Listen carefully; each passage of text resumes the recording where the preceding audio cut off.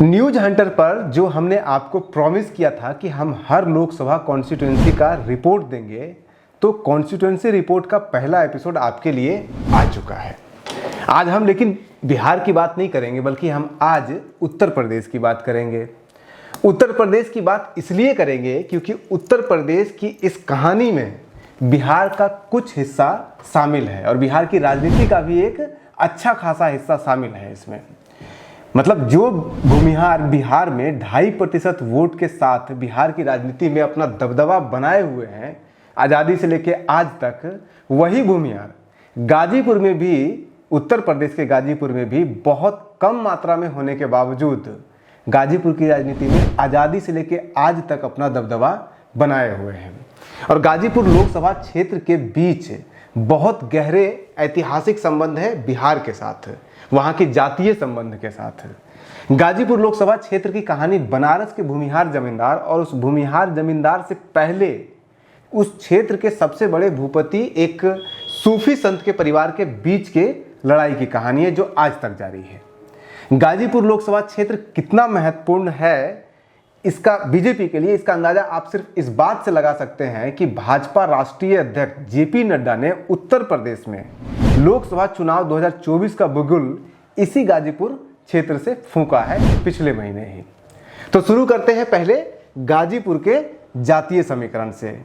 लोकसभा क्षेत्र पर देखें अलग अलग पूरे लोकसभा क्षेत्र का, तो उसमें आपको इस लोकसभा क्षेत्र में सबसे ज़्यादा जाटव यानी जो अनुसूचित जाति से आते हैं उनका 20% लगभग वोट है। यादव दूसरे नंबर पर है लगभग 17%। उसके बाद मुसलमान लगभग 10%, 10-11% है। बिंद उसके बाद सबसे बड़ी जाति है जो कि अति पिछड़ा, अन्य पिछड़ा जिसको बोलते हैं, उसमें से आते हैं। इनका भी लगभग 10% वोट है।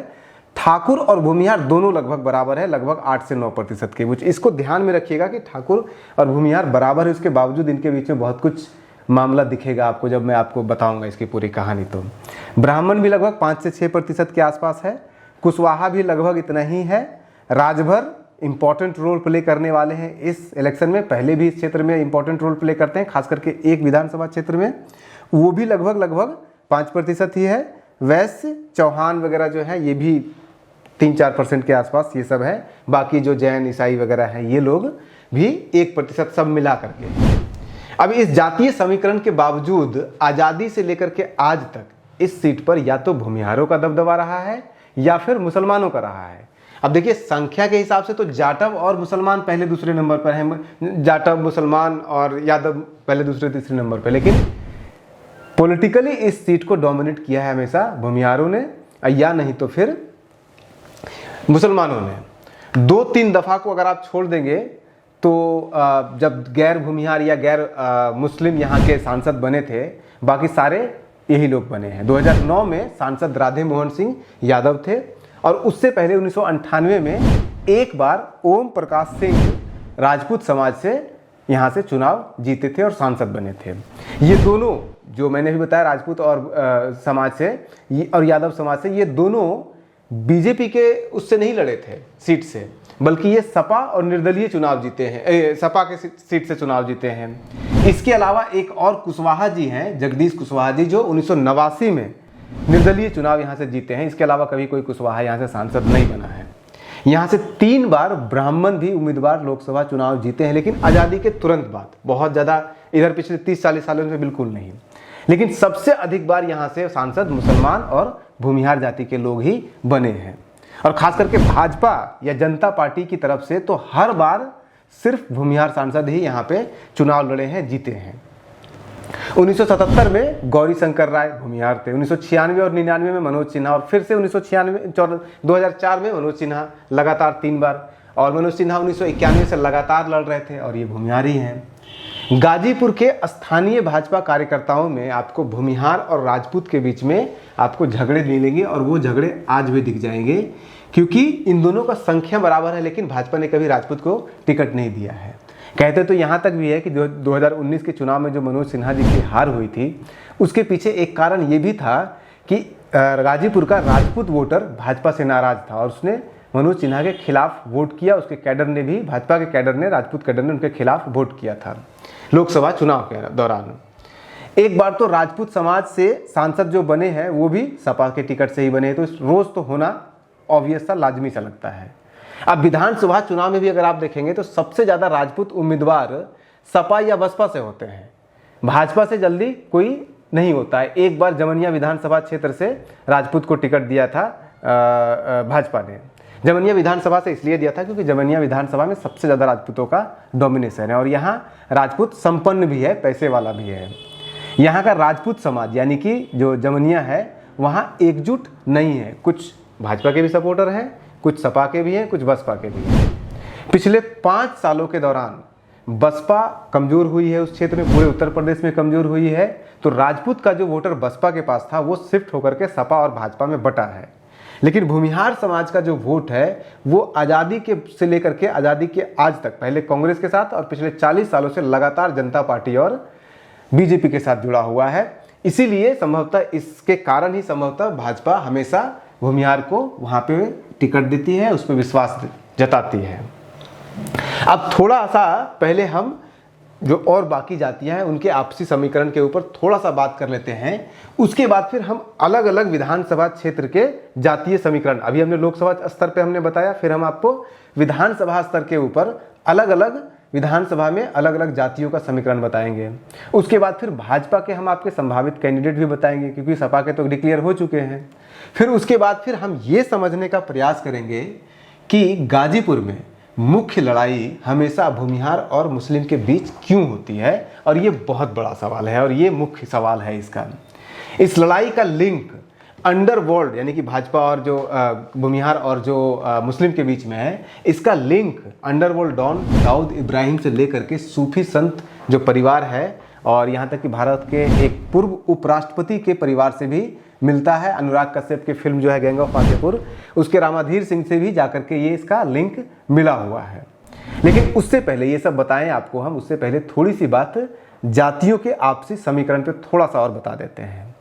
कहानी थोड़ा सा संपूर्ण है तो लंबा भी होगा और लंबा है तो थोड़ा सा आपको ज़्यादा देर तक टिके भी रहना पड़ेगा।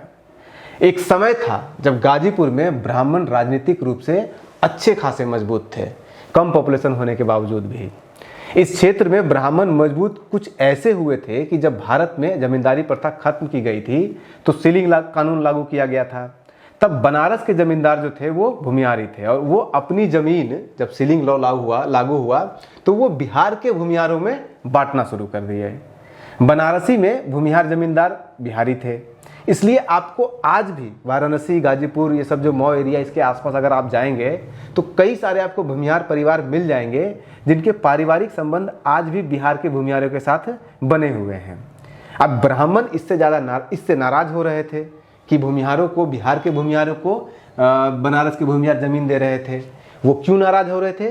क्योंकि जमींदारी प्रथा जब थी तब जो बनारस और उसके आसपास मंदिर थे उस मंदिरों को दान जमींदार देते थे और उन मंदिरों को दान देने में जमीन भी होती थी, तो वो जमीन अब ब्राह्मणों से छीन करके जा रही थी भूमिहारों के पास है।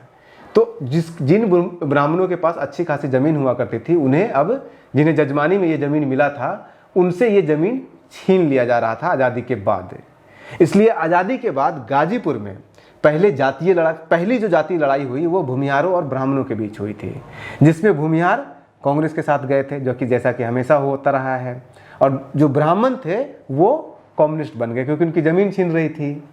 ये सिर्फ संयोग नहीं है कि गाजीपुर लोकसभा क्षेत्र में सांसद बनने वाले सभी ब्राह्मण सांसद जितने भी 3 हुए हैं वो तीनों के तीनों कम्युनिस्ट पार्टी से ही सांसद बने हैं। 1967 और 1971 में सरजू पांडे वहां से सांसद बने थे और उसके बाद फिर 1991 में कम्युनिस्ट पार्टी से ही विश्वनाथ शास्त्री यहां से सांसद बने थे।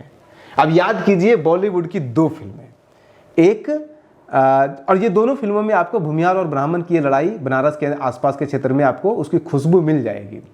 एक है फिल्म धर्म और दूसरा है मोहल्ला आस्ती जो बहुत पॉपुलर हुआ था।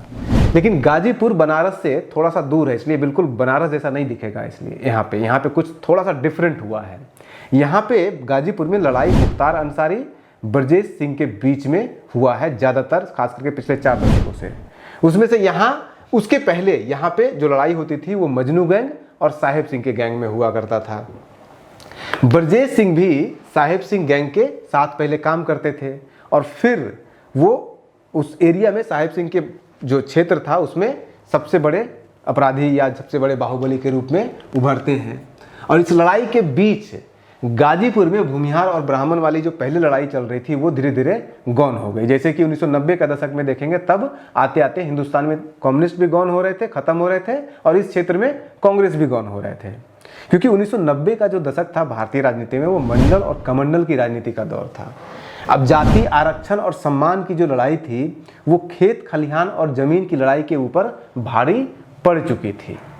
जैसे जैसे समाजवादी पार्टी, बहुजन समाजवादी पार्टी और भाजपा, ये तीनों जैसे जैसे मजबूत हुई इस क्षेत्र में और प्रदेश देश की राजनीति में, वैसे वैसे गाजीपुर में जो राजनीति थी वहाँ पे मुस्लिम, यादव और भूमिहार, इन तीनों के बीच में लड़ाई तीखी होती चली गई थी। और इसी लड़ाई में कांग्रेस और कम्युनिस्ट धीरे धीरे गायब होते चले गए। अब आपको लेके चलते हैं 1984 में। 1984 के बाद से कांग्रेस एक बार भी यहाँ चुनाव लोकसभा का नहीं जीती है, और 1989 के बाद तो दूसरे नंबर पर भी कभी नहीं रह पाई है कांग्रेस। संख्या बल में राजपूत और भूमिहार लगभग बराबर ही है, लेकिन धन बल में और बाहुबल में, दोनों में, अल्हड़पंथी में भी भूमिहार राजपूत से कहीं आगे है गाजीपुर क्षेत्र में। इसी तरह से गाजीपुर में आपको यादव का संख्या बल मुसलमानों से ज़्यादा मिलेगा, लेकिन धन बल में और बाहुबल में मुसलमान यादव से कहीं ज़्यादा आगे हैं, लेकिन ये दोनों साथ में हैं।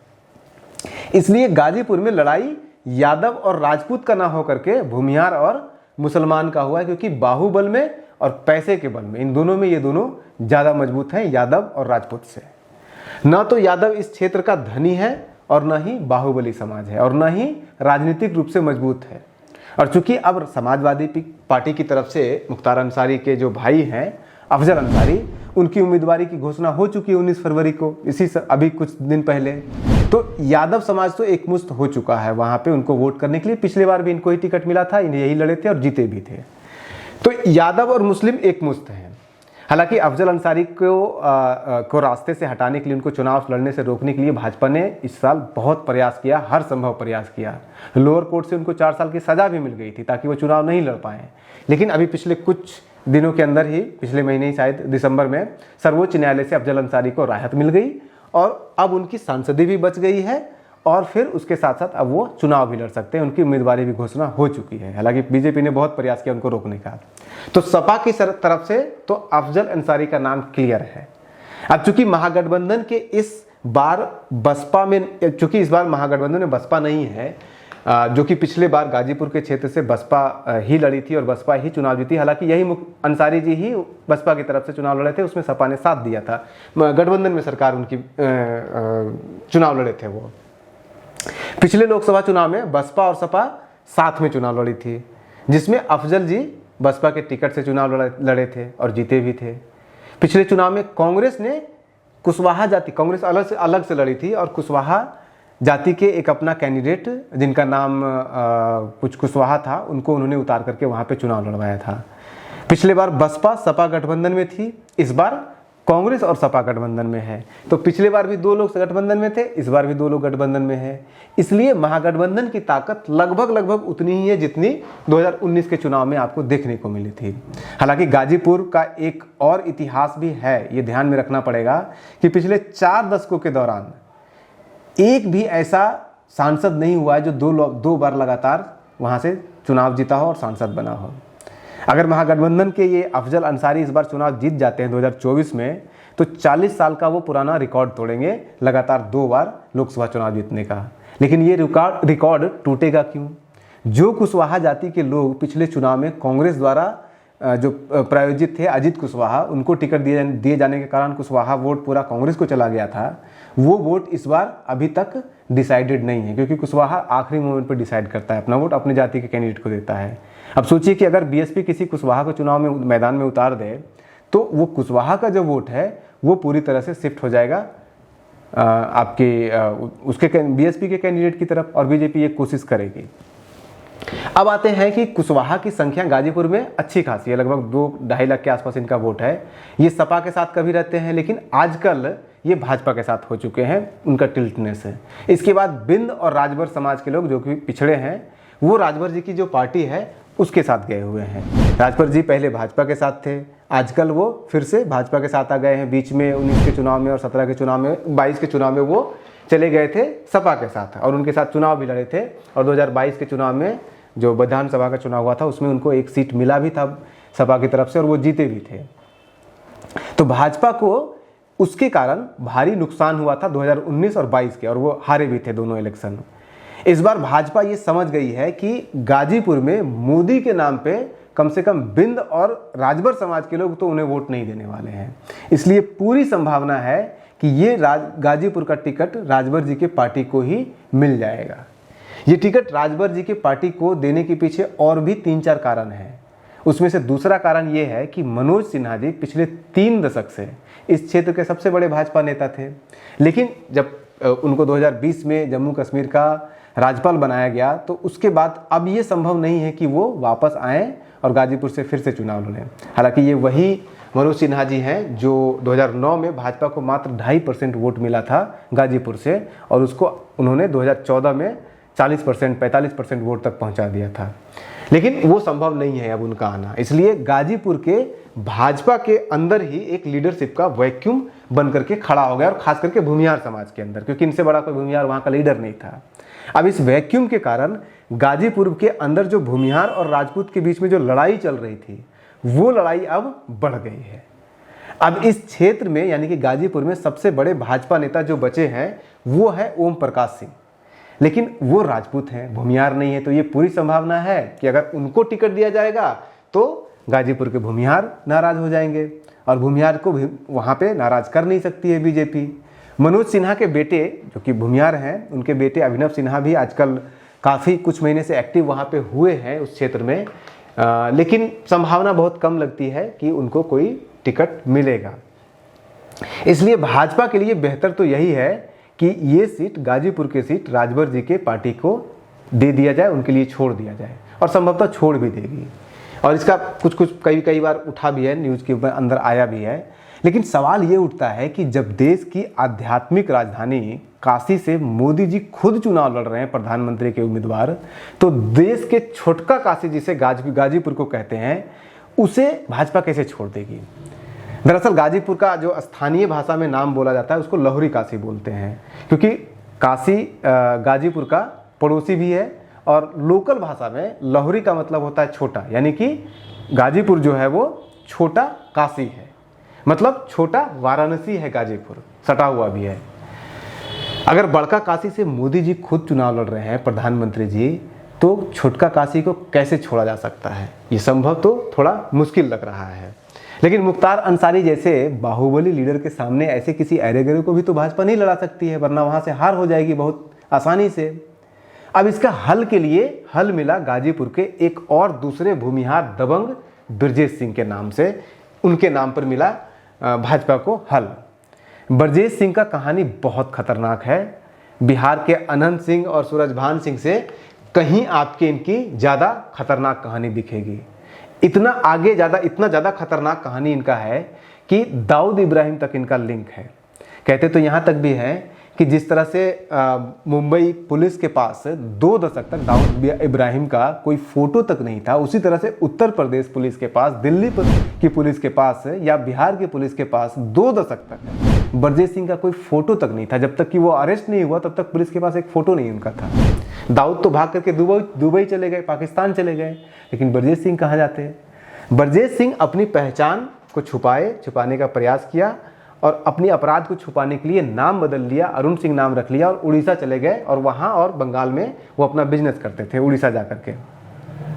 लेकिन 2009 के आसपास दिल्ली पुलिस के ATS जवानों ने उनको जाकर के बंगाल में ही कलकत्ता में पकड़ा। ब्रजेश सिंह की अपराध की दुनिया की कहानी बहुत अतरंगी है, और अगर हम उनकी कहानी, वो अपराध की कहानी यहाँ सुनाने लगेंगे आपको तो घंटों लग जाएंगे उसी में। तो अगर आपको लगता है कि ब्रजेश सिंह की कहानी आपको सुनना चाहते हैं तो कमेंट में हमें बताइए, हम उसके लिए आपके लिए एक अलग से वीडियो बना देंगे। ये कहानी चुनाव की है तो इसे चुनाव तक ही सीमित रखते हैं आज के लिए। लेकिन इसी अपराधी छवि के कारण भाजपा ब्रजेश सिंह को भाजपा के टिकट से चुनाव नहीं लड़वाना चाहती है। ब्रजेश सिंह को लड़वाना चाहती है लेकिन भाजपा के टिकट से नहीं लड़वाना चाहती है। लेकिन ब्रजेश सिंह को इग्नोर भी नहीं किया जा सकता इस क्षेत्र में, खास करके तब जब अभी 2 साल पहले 2022 में वाराणसी में एमएलसी का जब चुनाव हुआ था तो ब्रजेश सिंह की पत्नी अन्नपूर्णा देवी ने वहां से निर्दलीय चुनाव लड़ा, एमएलसी का चुनाव, और उस चुनाव में भाजपा के कैंडिडेट को तीसरे नंबर पर धकेल लिया। आप इससे अंदाजा लगा सकते हैं कितने ताकतवर हैं ये। इस चुनाव में अन्नपूर्णा देवी जो ब्रजेश सिंह की पत्नी, उनको 4234 वोट मिला था और भाजपा को पता है कितना मिला था? मात्र 170 वोट मिला है। यानी कि जिस ब्रजेश सिंह के कारण मोदी जी के क्षेत्र में भाजपा उम्मीदवारी जो भाजपा के उम्मीदवार थे वो तीसरे नंबर पर चले गए, उसे भाजपा कैसे इग्नोर कर सकती है? कहते तो ऐसा भी है कि भाजपा के सभी स्थानीय जो कार्यकर्ता थे, खास करके भूमिहार समाज के जो कार्यकर्ता थे वाराणसी और गाजीपुर के एरिया के आसपास, क्योंकि 3 जिलों में मिलाकर के एमएलसी चुनाव होता है, तो भूमिहार भाजपा कार्यकर्ताओं ने ब्रजेश सिंह को ही सपोर्ट किया था, अपने कैंडिडेट यानी कि भाजपा के कैंडिडेट को नहीं सपोर्ट किया था। ब्रजेश सिंह सिर्फ गाजीपुर के ही नहीं है, वहाँ पे उनका प्रभुत्व नहीं है, वो पूरे वाराणसी एमएलसी क्षेत्र में, यानी कि 3 जिला वाराणसी मऊ के आसपास भी है, इसलिए वो तीनों क्षेत्रों को प्रभावित करती है। तो ये तय मानिए कि एनडीए की तरफ से ब्रजेश सिंह को ही टिकट मिलेगा, लेकिन भाजपा अपने टिकट पे ब्रजेश सिंह को चुनाव लड़वाने का खतरा नहीं लेगी, क्योंकि सबको पता है कि ब्रजेश सिंह का जो लिंक है वो दाऊद इब्राहिम के साथ रिश्ता जुड़ा हुआ, उसके ऊपर केस भी चल रहा है। इसलिए भाजपा ब्रजेश सिंह को गाजीपुर से चुनाव राजभर जी की पार्टी से टिकट देकर के चुनाव लड़वा सकती है, लड़वाने की पूरी संभावना है। उधर राजभर जी भी अनाउंस कर चुके हैं पिछले कुछ महीनों में कि उनकी पार्टी कम से कम 5 सीटों पे चुनाव लड़ेगी। अब 5 पे लड़े ना लड़े, कम से कम 2 तो मिलेगा, एक राजभर जी खुद लड़े और एक इनको मिलेगा। लेकिन अगर आपको लगता है कि ब्रजेश सिंह का भाजपा के साथ कोई रिश्ता जो है ये नया है, तो आप इसमें भी धोखे खा रहे हैं। ब्रजेश सिंह का भाजपा के साथ रिश्ता बहुत पुराना है। आप याद कीजिए 1984 में जब ब्रजेश सिंह के पिता की हत्या हुई थी तो उस समय उनकी उम्र 20 साल की थी, और 20 साल की उम्र में उन्होंने अपनी पढ़ाई छोड़ी और उसके बाद फिर अपने पिता का जो हत्यारा था उसके लिए उन्होंने बदला लिया था। और इस बदला लेने में ब्रजेश सिंह ने साहेब सिंह गैंग का साथ लिया था, और साहेब सिंह गैंग जो था वो भाजपा को सपोर्ट करता था। यानी कि इनडायरेक्ट लिंक इनका भाजपा के साथ बहुत पुराना है। तो जो दूसरा गैंग था वो मजनू गैंग था, वो कांग्रेस के साथ हुआ करता था। जब उसके बाद जब 15 जुलाई 2001 को ब्रजेश सिंह ने मुख्तार अंसारी के ऊपर उसरी चट्टी गांव में गोली मारने का प्रयास किया था, हत्या करने का प्रयास किया था, तो हत्या फेल हो गया था। लेकिन उसके बाद उनको पनाह किसने दिया? उनको पनाह दिया था भाजपा के नेता कृष्णनंदन राय ने, जिन्होंने 2002 में मुख्तार अंसारी के भाई को चुनाव में हराया था, विधानसभा चुनाव में। हालांकि बाद में कृष्णानंदन राय की भी हत्या मुख्तार अंसारी के लोगों के द्वारा ही कर दी गई है, ऐसा कहते हैं। ये भाजपा के करीबी थे, यानी कि जो हमारे ब्रजेश सिंह है वो शुरू से ही करीबी थे, लेकिन भाजपा इनसे हमेशा दूरी बना के रखी। क्यों? क्योंकि मुंबई के अंडरवर्ल्ड डॉन दाऊद इब्राहिम के साथ इनका गहरा रिश्ता था। अंडरवर्ल्ड दाऊद इब्राहिम के लिए तो इन्होंने जो जे हॉस्पिटल में गोली कांड हुआ था 2001 में, उसमें ये शामिल थे, दाऊद इब्राहिम की तरफ से ये गोली चला रहे थे। और भाजपा आज की डेट में किसी भी कीमत पर दाऊद के साथ जुड़े किसी भी व्यक्ति से अपना पार्टी के साथ डायरेक्ट नहीं जोड़ना चाहती है। लेकिन 2024 में भाजपा की ना सही, लेकिन एनडीए की मजबूरी तो है कि वो ब्रजेश सिंह के साथ एनडीए का नाम जोड़े। तो यही तो कारण है कि जे हॉस्पिटल जो कांड हुआ था मुंबई में, 13 साल, उस कांड के अंदर 13 साल जेल में रहने के बाद ब्रजेश सिंह को 2022 में हाईकोर्ट, इलाहाबाद हाईकोर्ट ने उन्हें कंडीशनल बेल पे बाहर कर दिया है ताकि वो चुनाव लड़ सकें। ब्रजेश सिंह को अगर आगे चल करके सजा हो भी जाती है तब भी राजनीति उनकी जिंदा रहेगी, क्योंकि उनकी पत्नी 2 बार एमएलसी का चुनाव जीत चुकी है, उसी बनारस क्षेत्र से जहाँ से मोदी जी चुनाव लड़ते हैं, बनारस से। और वो भी भाजपा के खिलाफ खड़ा होकर के वो चुनाव लड़े और उसके बावजूद जीते। भूमिहारों ने उनको सपोर्ट किया, भाजपा के कार्यकर्ताओं ने उनको समर्थन किया ब्रजेश सिंह को। ब्रजेश सिंह की राजनीति में नए नवेले नहीं है। 2012 में ब्रजेश सिंह सैदपुर से चुनाव, विधानसभा का चुनाव भी लड़े हैं। उसके बाद फिर वो 2016 में एमएलसी का खुद भी चुनाव लड़े, पत्नी तो लड़ी भी है, दोनों लड़े थे, उसमें दोनों जीते थे। उसके बाद 2022 में दोनों लड़े, लेकिन ब्रजेश सिंह नहीं जीते, उनकी पत्नी सिर्फ जीती थी, जो कि अन्नपूर्णा देवी है, वो बनारसी क्षेत्र से लड़ी थी और वो जीती थी, और वो जीती है निर्दलीय। लेकिन वो ओपनली बार बार कहती रही है कि हमारा सपोर्ट जो है वो मोदी सरकार को है, मोदी जी को है। जब वो अभी कोर्ट में जा भी रहे थे, जब छूट रहे थे, तो उनसे पूछा भी गया था कि उनके लिए कौन नेता है, तो उन्होंने मोदी जी का नाम लिया था। तो इसके साथ साथ जो पूर्व सांसद हैं, हालांकि कुछ कुछ नाम और भी आ रहे हैं जिसको आप चाहें तो सुन सकते हैं, लेकिन बहुत ज़्यादा स्ट्रॉन्ग नहीं है। जैसे कि जो पूर्व सांसद हैं राधा मोहन सिंह, उनका भी नाम चल रहा है। उसके अलावा अलका राय और उनके बेटे पीयूष का भी नाम चल रहा है। MLC हैं एक वहाँ पे विशाल सिंह चंचल, उनका भी नाम चल रहा है कि वो बीजेपी से टिकट की दावेदारी कर रहे हैं। चर्चा शोभनाथ यादव का भी चल रहा है, जो कि 1.5 दशक से भाजपा के संगठन में वहाँ पे बनारस के अंदर काम कर रहे हैं और आजकल भाजपा की प्रदेश कार्यकारिणी के में मेंबर भी बने हुए हैं। लेकिन इन सब में सबसे ऊपर जिसका नाम चल रहा है वो है ब्रजेश सिंह, क्योंकि वो सब चीज़ में संपूर्ण है। जाति का सपोर्ट, धन में, बाहुबल में, राजनीतिक उनकी पैठ, हर जगह से वो मजबूत हैं। अब आखिर में थोड़ी देर के लिए गाजीपुर के 5 विधानसभा जो क्षेत्र हैं उसका थोड़ा सा जातीय समीकरण और जो ट्रेंड वहाँ पे चला है उसके बारे में थोड़ा सा आपको हम 5 सीट का बता देते हैं। हालांकि 5 सीट पर पिछले 2022 के विधानसभा चुनाव में भाजपा की हार हुई थी, लेकिन 5 सीट पर वोटों का जो प्रतिशत भाजपा का था वो मिला देंगे तो मात्र 1% का अंतर था। सपा और जो गठबंधन था उनको 33% के आसपास वोट मिला था और इनको 32% के आसपास वोट मिला था। जखनिया जो विधानसभा क्षेत्र है वहाँ पे राजभर जी की पार्टी को महागठबंधन ने, सपा ने टिकट दिया था और वो लड़े थे और वो जीते भी थे। और एनडीए को एक भी सीट नहीं मिली थी। हालांकि 2017 का जो विधानसभा चुनाव हुआ था इसके पहले वाला, उसमें जखनिया विधानसभा क्षेत्र से जो राजभर जी की पार्टी है उनके ही उम्मीदवार जीते थे। 2017 के विधानसभा चुनाव में भाजपा को यहाँ 5 में से मात्र 1 विधानसभा क्षेत्र में इनको जीत मिली थी और वो भी 28 सालों के बाद। यानी कि आप इसी से अंदाज़ा लगाइए कि पूरे गाजीपुर क्षेत्र में भाजपा कितनी कमज़ोर है। मतलब इस लोकसभा क्षेत्र में भाजपा न तो कभी लोकसभा चुनाव जो जीती थी और न ही 1981 से लेकर के आज तक मात्र 2 बार विधानसभा चुनाव जीती है, एक्सेप्ट मनोज सिन्हा का आप एक्सेप्शन कर दे तो। मनोज सिन्हा वो व्यक्ति हैं जिन्होंने 2009 के चुनाव में 2-2.5% वोट आया था उसको भाजपा को, और उसको उन्होंने बढ़ा करके जिताया 2014 के चुनाव में। पिछले भी चुनाव में उनको लगभग 40% वोट आया था, हालांकि वो हार गए थे।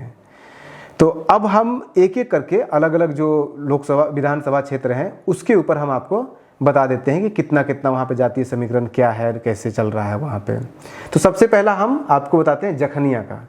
जखनिया SC सीट है, रिजर्व है और यहाँ पे जाटव लगभग 26% है। SC सीट है तो जाटव है, SC है, वहाँ पे रिजर्व है। इसके बाद राजभर, वो भी पिछड़ी जाति से हैं, अन्य पिछड़ा वर्ग से आते हैं, उनका भी लगभग 20% है। और फिर यादव 19%, यानी कि ये तीनों मिलकर के यहाँ पे 60% से ज़्यादा इनका वोट 65% हो जाता है। तो यहाँ से बहुत इजीली ये लोग निकाल लेते हैं, कभी भी यहाँ पे कोई जोर नहीं जीत पाता है।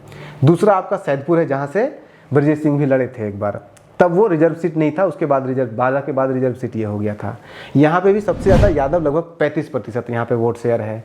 दूसरे नंबर पर जाटव हैं जो कि 25% हैं और तीसरे नंबर पर राजभर, यहाँ पे भी 23%, यानी कि यहाँ पे भी लगभग 70% ये तीनों मिला करके हो जाते हैं। तो यहाँ पे भी भाजपा की जीत लगभग मुश्किल होती है और इसीलिए ब्रजेश सिंह शायद हारे भी थे यहाँ से। तीसरा जो गाजीपुर का सदर एरिया यानी कि जो शहरी एरिया है वहाँ पे थोड़ा सा मजबूत है। वहाँ पे हालांकि सबसे ज़्यादा जो वोटर हैं वो बिंद के हैं, 30% वोटर बिंद समाज के हैं। बिंद समाज ज़्यादातर आपको दिखेंगे कि जो वहाँ पे अफीम फैक्ट्री है, गाजीपुर में एक अफीम फैक्ट्री है, मतलब एक माफिया वहाँ पे स्ट्रॉन्ग होने के पीछे एक बड़ा कारण ये भी है कि वहाँ पे अफीम फैक्ट्री, अफीम का बहुत उत्पादन वहाँ पे होता था। आज भी अफीम फैक्ट्री वो चल रही है। तो बिंद जो अफीम फैक्ट्री है, जो राइस मिल है, वहाँ पे बिंद समाज के लोग सबसे ज़्यादा वहाँ पे मजदूर, आपको 70-75% मजदूर वहाँ पे वही मिल जाएंगे आपको।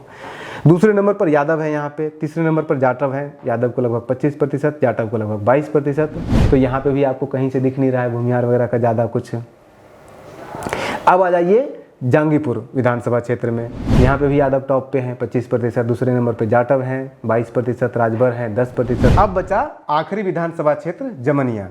जमनिया में एकमात्र विधानसभा क्षेत्र है जहाँ पे मुस्लिम सबसे ज़्यादा वोटर है। यहाँ पे लगभग 23% मुस्लिम वोटर हैं और यादव 20% हैं। हालांकि यहाँ पे सबसे ज़्यादा आपको जो कैंडिडेट मिलेंगे वो राजपूत कम्युनिटी के मिलते हैं, क्योंकि तीसरा सबसे बड़ा यहाँ पे जो कास्ट है वो राजपूत ही है। सबसे ज़्यादा वोटर राजपूत के इसी क्षेत्र में है। यहाँ पे लगभग 18%, कोई तो ये भी कहता है कि 20% राजपूत हैं और 18% के आसपास यादव हैं। लेकिन दूसरे नंबर या तीसरे नंबर पे यादव हैं और यहाँ पे धन में भी ज़्यादा है यादव, ये राजपूत हैं और बाहुबल में भी यहाँ पे हैं। इसलिए आपको सपा भी यहाँ पे राजपूत को कैंडिडेट बनाती है। बीजेपी भी जो राजपूत को कैंडिडेट बनाई है अभी तक, वो इसी क्षेत्र से बनाई है। बसपा भी यहाँ राजपूत को बना देती है। इस क्षेत्र में हालांकि एक प्रॉब्लम ये है कि NH-24 गडकरी जी ने प्रॉमिस किया था, 2019 में ही ये प्रोग्राम बना था वहाँ पे 4 लेन हाईवे बनाने का, लेकिन आज तक वो पूरा नहीं हुआ है और इसमें लगभग 49 गांव के ज़मीन इसमें गई है, जिसके कारण रोष है लोगों का, क्योंकि अभी तक हाईवे बना नहीं है, ज़मीन उनकी चली गई है। तो ये यहाँ पे एक मुद्दा है जिसको कि बीजेपी को डील करना पड़ेगा। छोटे मोटे मुद्दे अगर आप और देखिएगा तो जहांगीरपुर का जो विधानसभा क्षेत्र है यहाँ पे रिलीजियसली बहुत इंपॉर्टेंट है, क्योंकि कहते हैं कि जो राजा दशरथ थे उन्होंने श्रवण कुमार को इसी क्षेत्र में तीर मारा था उनको, जब उनकी मृत्यु हो गई थी।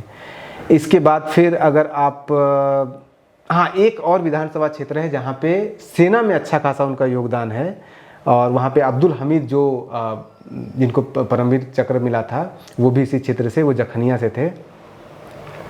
तो आपके इसमें सैदपुर में भी अच्छे खासे आपको मिल जाएंगे सेना में लोग वहाँ पे जाते हुए। गाजीपुर में चूँकि डिस्ट्रिक्ट टाउन है तो वहाँ पे आपको स्टूडेंट कम्युनिटी अच्छा खासा मिल जाता है, यंग। तो मेरे ख्याल से ये मिला जुला करके एक मोटा मोटा हमने आपको पूरा देने का प्रयास किया गाजीपुर का। हालांकि ये बिहार का नहीं है, अगला आपको बिहार का ही मिलेगा, लेकिन हमने बिहार का इसलिए भी दिया इस क्षेत्र का क्योंकि ये बिहार से सटा हुआ है और यहाँ की जो गाजीपुर की राजनीति होती है वो बिहार वाली राजनीति होती है। जैसा कि हमने बताया, कई आपको आर्टिकल भी मिल जाएगा जिसमें साफ कहते हैं कि यहाँ पे डेवलपमेंट वगैरह मुद्दा नहीं चलता, यहाँ पे सिर्फ कास्ट मुद्दा चलता है। तभी आप देख रहे होंगे कि राजपूत कहाँ से जीतते हैं, एसपी से, समाजवादी पार्टी से जीतते हैं। यहाँ पे भूमिहार अगर नहीं देगा टिकट तो भूमिहार विद्रोह कर देगा। आप सोचिए कि ब्रजेश सिंह को वहाँ का बीजेपी का भूमिहार, वहाँ का कार्यकर्ता बीजेपी के कैंडिडेट को ना दे करके वोट ब्रजेश सिंह को देता है, अपने कास्ट के लोगों को वोट देता है। तो इन चीज़ों को फैक्टर को एक जो मनीष सिन्हा जो हारे थे पिछले चुनाव, वो जब प्रचार कर रहे थे, दावा कर रहे थे कि उन्होंने वहाँ पे लगभग 200 करोड़ का उन्होंने वहाँ पे काम किया है, लेकिन फिर भी वहाँ पे हार गए। वो दावे में कितनी सच्चाई हुआ हमें नहीं पता। लेकिन एक और जो पॉइंट मैंने जहाँ से शुरू किया था कि जो ब्रजेश सिंह की लाइफ है, एक आप जाएंगे तो गूगल पे आपको कोरा में मिल जाएगा। किसी ने ये भी सवाल पूछा है कि क्या बिहार के भूमिहारों को ब्रजेश सिंह के ऊपर गर्व करना चाहिए क्या? तो बिहार से बहुत गहरा कनेक्शन है। अगर आप कहेंगे, अगर आप हमें कमेंट बॉक्स में बताइए कि अगर आप चाहते हैं कि ब्रजेश सिंह के ऊपर हम उनकी पूरी कहानी के ऊपर एक लंबा चौड़ा वीडियो बनाएं, पूरी उनकी जीवन कहानी के ऊपर, कैसे वो कहाँ तक कैसे पहुँचे, कैसे वो भूमिहार दाऊद वगैरह तक पहुँचे और क्या क्या उनका क्या गैंग ऑफ वासेपुर से कनेक्शन है, इसके ऊपर अलग हम एक वीडियो बना देंगे आपके लिए। फ़िलहाल आज के लिए इतना ही। आज के लिए इजाज़त दीजिए, लंबा हो चुका है वीडियो। इतने लंबे समय तक टिके रहने के लिए धन्यवाद, नमस्कार और शुभ रात्रि।